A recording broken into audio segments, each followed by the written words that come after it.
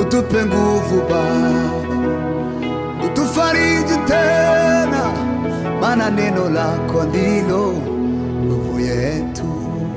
Aiwe, utupe nguvu Baba, utufariji tena, maana neno lako ndilo nguvu yetu.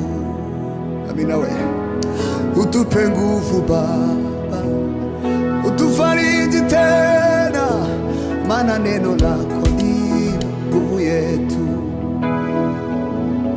Utupe nguvu Baba, utufariji tena, maana neno lako ndilo nguvu yetu. Haleluya. Utupe nguvu Baba,